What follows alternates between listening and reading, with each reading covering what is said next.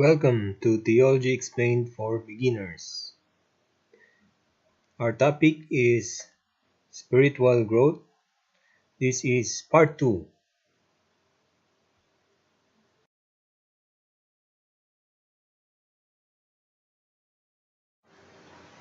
In the first part, we have discussed the stages of spiritual growth, the purgative, illuminative, and unitive.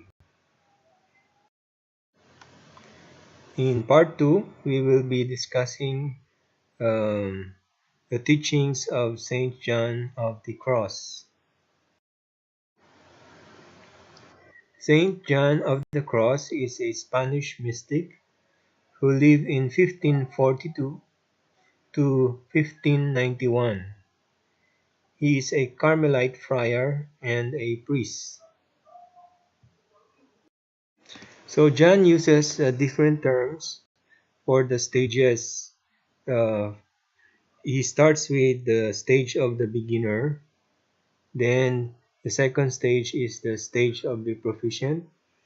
And going up, the last stage is perfect. He describes the beginner as God wins our senses. The proficient is characterized by God winning our intelligence. And perfect, God wins our whole heart.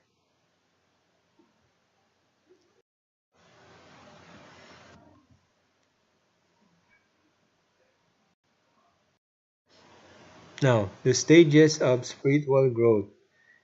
In order for us to progress from one stage to the next, this depends on how generous the soul is.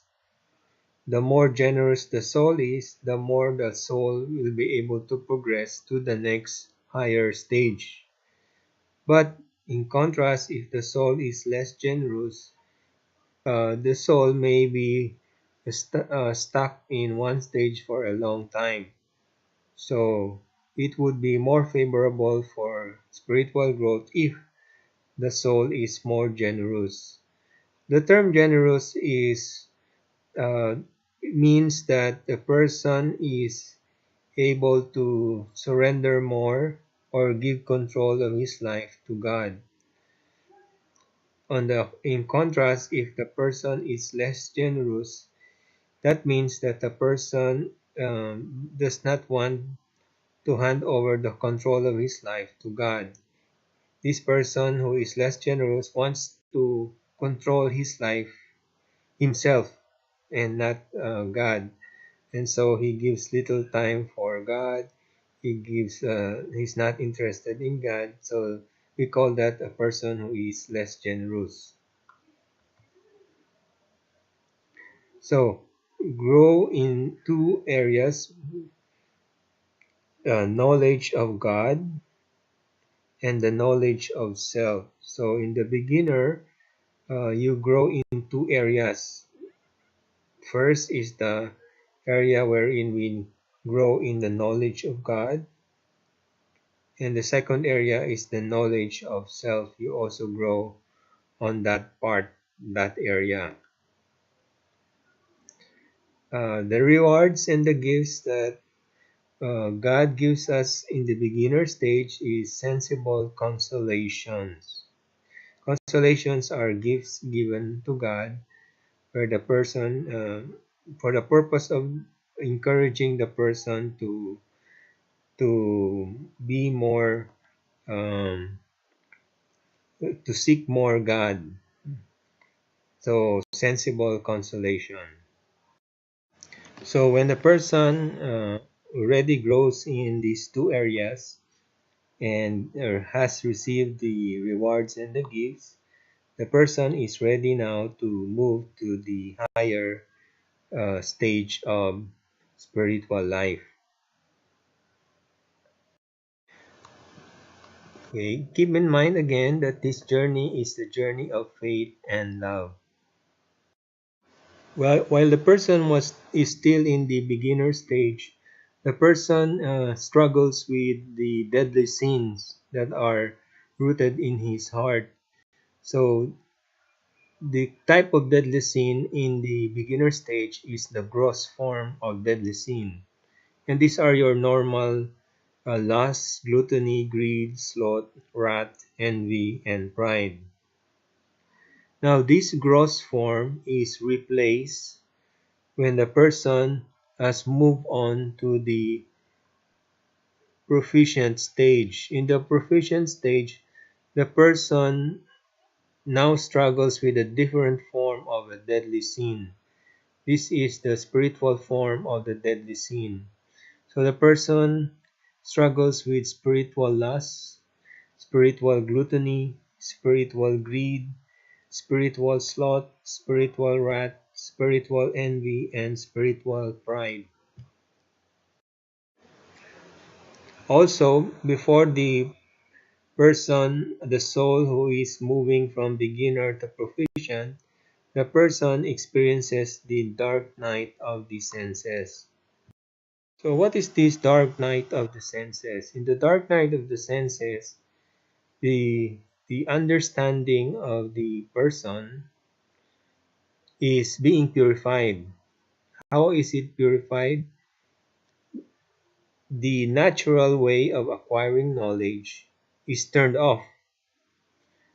And so the person has a hard time understanding what is going on. And therefore, this person describes this stage which he is undergoing as somewhat in a dark place or in a dark night where the senses are not able to gather new information on what is going on. But while the person is in this dark night, the issue of faith increases. And so, as we mentioned earlier, that this is a journey of faith and as well as of love. So in the dark night of the senses, the virtue of faith starts to increase and the understanding is purified.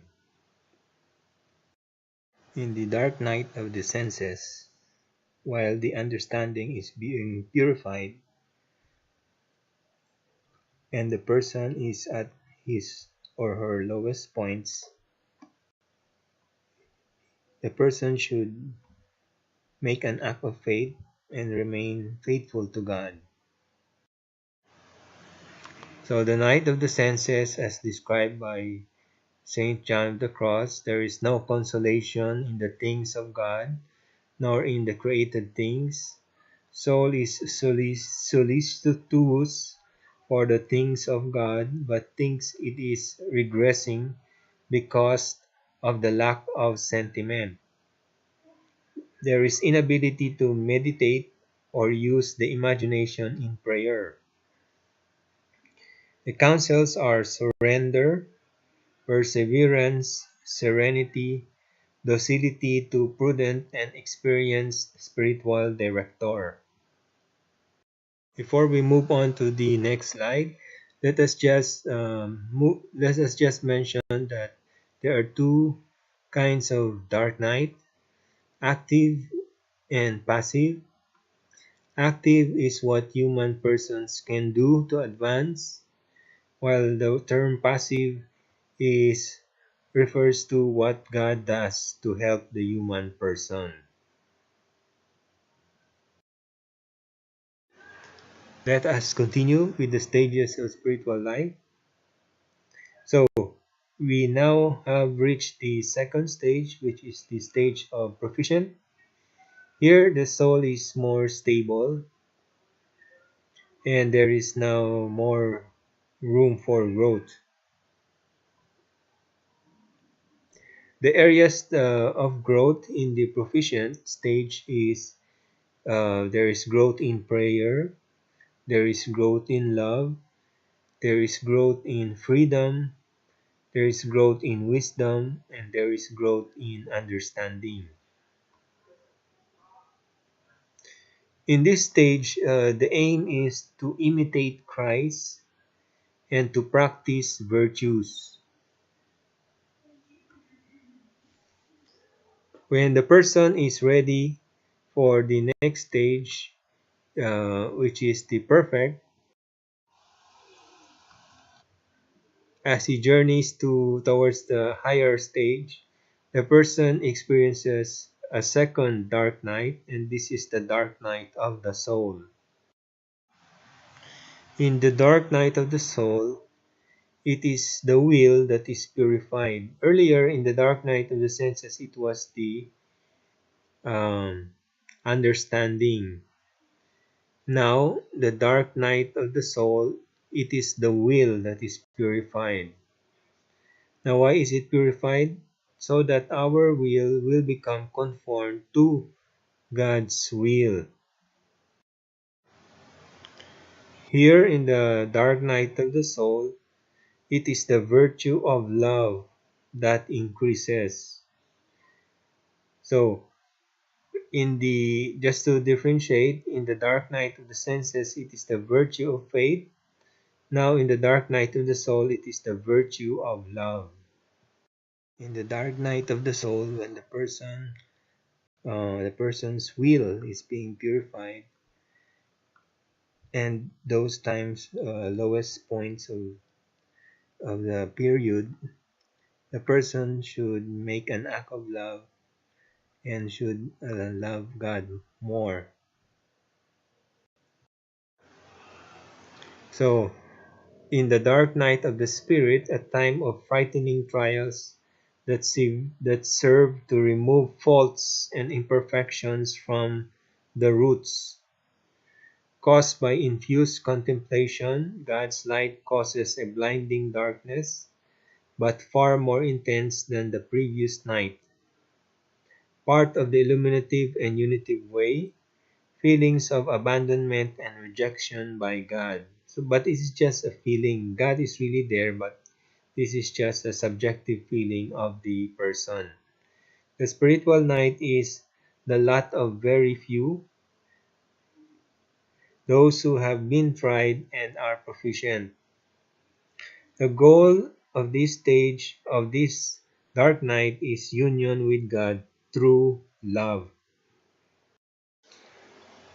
So when a person gets to the last stage, which is the perfect stage, uh, the person is now close to God. The person is moved by the Holy Spirit. So this person in this last stage is constantly in God's presence. The person is absorbed in the things of God and sees everything in light of God. Characteristics of this person in the perfect stage: contemplates often, the love of God becomes the virtue, and life becomes a prayer. So in John of the Cross description of these stages of spiritual growth, this pathway coincides with what Jesus is teaching in the gospel as the narrow road. And this is the road that Jesus wants us to pass through. It is narrow because it is filled with trials and difficulties, but during this part or point that we experience um, the lowest point, we should make an act of faith and an act of love. Now, there is another road, but this road does not lead to God. This road is the wrong road. Jesus describes this as the broad road. And according to Jesus, this broad road leads to destruction and must be avoided. Sadly, there are many souls who go through this broad road because this road is easy and it is filled with pleasures, earthly pleasures. And so there are many souls who get lost and follow this broad road. So this would be at the outside and not towards God. Now, to connect it with the teachings of Saint Teresa of Avila, here we see the stages according to Saint John of the Cross. You have the beginners, which is the same as the purgative, much as the purgative way of Saint Teresa, and also the proficient, which matches the illuminative way, and the perfect matches that of the unitive way. And below, you can see there that the seven mansions of Saint Teresa in the purgative beginner and also in the beginner. You have mansions 1, 2, and 3. In the illuminative way and proficient, these are mansions 4 and 5. And in the unitive way, these are mansions 6 and 7. Now let's take a look at another diagram. And you can see here that there is also uh, a table showing us the 9 grades of prayer of Saint Teresa of Avila, while this diagonal line going up, we have there the purgative stage or the beginners, and then the illuminative stage of the proficient, and the unitive stage of perfect. So this is how it looks with the interior life of grace and prayer. So you have there the beginner stage of St. John of the Cross, then the proficient stage, and the perfect stage. Now let's make a little summary. When the person is in the purgative stage, the struggle is overcoming mortal sins. The person still has these 7 deadly sins.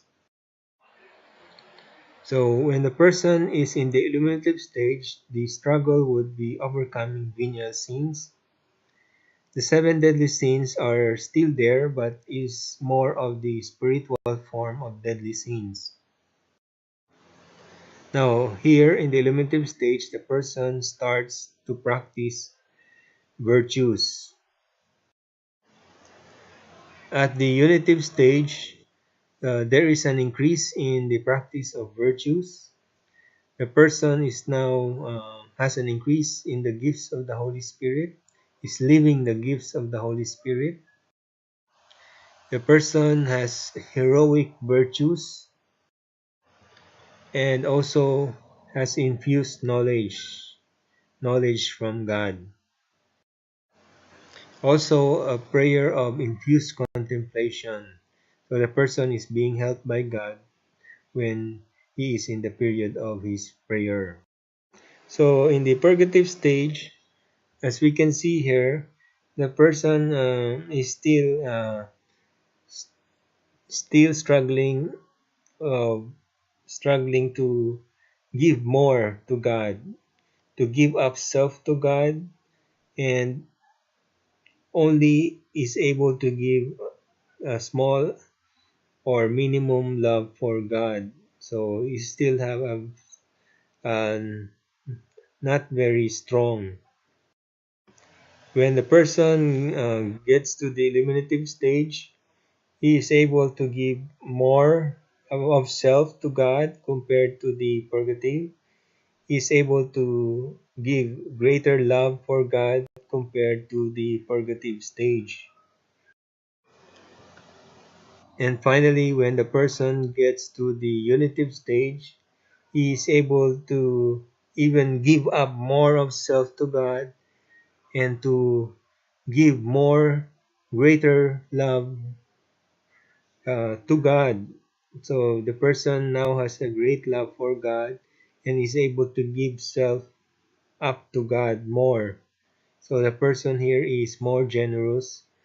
As the person goes up to a higher stage, the person becomes uh, more and more generous. So in the first part of our lecture, we mentioned that this generosity to God is very important in order for us to reach the higher stages. So as you can see here, the more generous the person is, the person is able to move from purgative to unitive stage. And this is what we are referring to as being more generous or less generous. Now, before we end our topic, let us read what Jesus said in the Gospels in John 12, verse 25 to 26. Jesus said, "Those who love their life lose it, and those who hate their life in this world will keep it for eternal life." Verse 26, "Whoever serves me must follow me, and where I am, there will my servant be also. Whoever serves me, the Father will honor that person." In John 15, verse 19, Jesus said, "If you belong to the world will love you as its own. Because you do not belong to this world, but I have chosen you out of the world, and therefore the world hates you." That ends our lesson with Spiritual Growth Part 2. If you have other lessons and topics that you want to learn, please visit our YouTube channel, Theology Explained for Beginners. Thank you very much.